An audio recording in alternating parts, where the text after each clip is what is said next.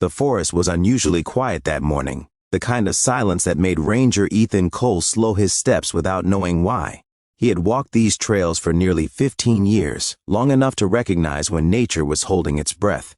Sunlight filtered through towering trees, painting the forest floor in soft gold, but the birds were not singing. Even the cicadas seemed to have paused.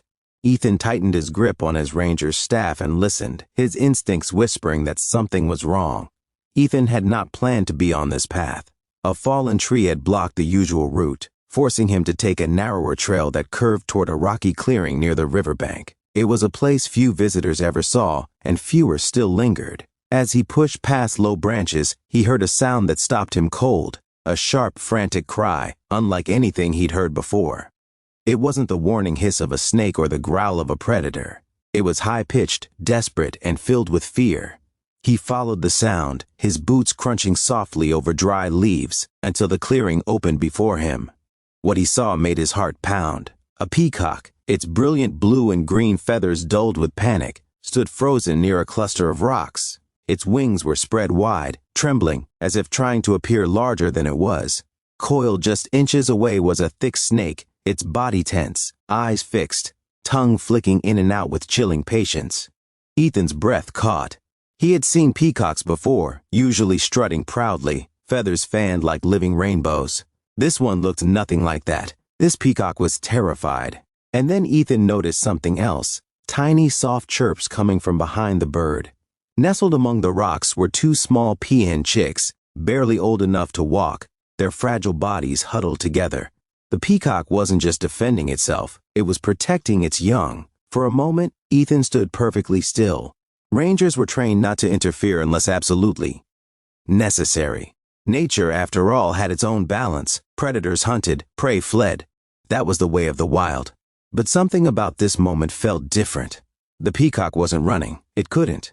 If it moved, the snake would strike, and the chicks would be defenseless.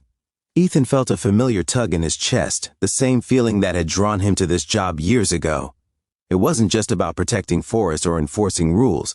It was about moments like this, when compassion stood at the crossroads of duty and instinct. The snake shifted, its muscles rippling as it prepared to strike. Ethan acted without thinking. He stepped forward, deliberately snapping a branch under his boot. The sound echoed through the clearing. The snake recoiled slightly, startled, its attention shifting toward him. "Easy," Ethan murmured, though he knew the snake couldn't understand. His voice was steady, but his heart raced. He raised his staff and struck the ground hard, creating vibrations meant to confuse and intimidate the reptile. The snake hissed, lifting part of its body off the ground, now caught between two perceived threats. The peacock seized the moment, spreading its wings wider and letting out a piercing cry that sent shivers down Ethan's spine. It was a sound of defiance, of refusal to surrender. Ethan took another step forward, making himself appear larger, placing himself squarely between the snake and the peacock's family. Seconds stretched into eternity. The forest seemed to watch, waiting to see who would blink first. Finally, the snake lowered its head, sliding backward, retreating into the undergrowth with slow, deliberate movements. Within moments, it vanished, leaving behind only crushed leaves and the echo of danger narrowly escaped. Ethan exhaled, his knees suddenly weak. He hadn't realized how tense he'd been until the threat was gone. He lowered his staff and turned his attention to the peacock. The bird still stood rigid, eyes locked on the place where the snake had disappeared. Slowly, cautiously, it relaxed its wings. Then something extraordinary happened. The peacock turned toward Ethan. Their eyes met, and for a brief, almost unreal moment, the forest felt smaller, quieter, more intimate. The bird did not flee. It did not cry out. It simply looked at him, head tilted slightly, as if studying the human who had stepped into its world. Ethan felt his throat tighten. He had rescued injured animals before, had released trapped birds and guided lost deer back to safety. But this was different. This wasn't an animal running from danger into his arms. This was a father standing his ground, acknowledging help without fear. The peacock stepped aside, revealing the chicks more clearly. They peeped softly, wobbling toward their parent, who lowered its body slightly, sheltering them beneath its wings. Ethan felt a sting behind his eyes. In that simple, instinctive act, he saw something profoundly human, the willingness to risk everything for those you love. Ethan backed away slowly, giving the family space. He didn't want to scare them now that the danger had passed. But before he could retreat fully, the peacock did something unexpected.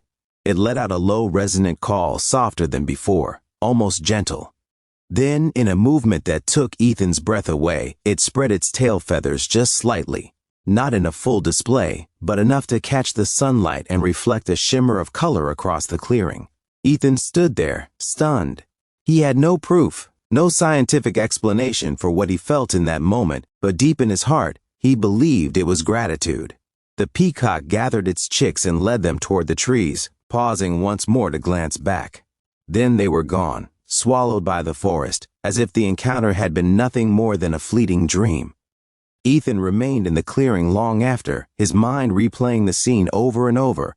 He had always believed that humans were separate from nature, observers at best, intruders at worst.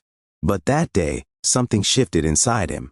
He realized that compassion was a language that transcended species, that kindness could ripple outward in ways we might never fully understand. Word of the encounter spread quietly among the ranger team. Some smiled, others shrugged, chalking it up to luck or coincidence. But Ethan knew better. In the days that followed, he found himself walking the forest with renewed reverence. Every rustle in the leaves, every bird call, every flash of movement felt like a reminder that life, every life, was interconnected.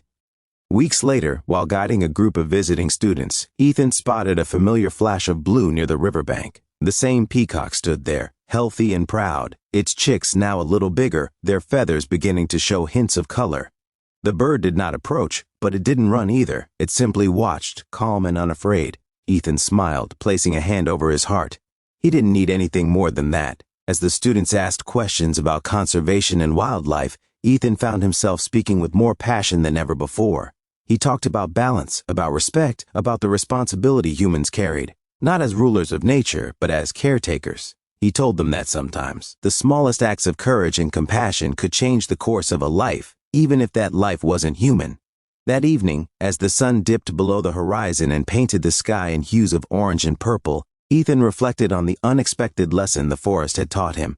He had gone into the woods that morning to do his job. He had come out with a story that would stay with him forever. The world, he realized, didn't always need grand gestures or heroic sacrifices. Sometimes it simply needed someone to step forward when fear threatened to win, to choose kindness over indifference, courage over hesitation. And somewhere in the depths of the forest, a father peacock and his chicks lived on, unaware of the impact they had made on a human heart. Yet their survival stood as a quiet testament to a powerful truth. When we act with compassion, we don't just save others, we rediscover the best parts of ourselves. In a world often filled with noise, division, and haste, that truth was more valuable than ever. And as long as people like Ethan listened to that still, small voice urging them to care, there was always reason to hope.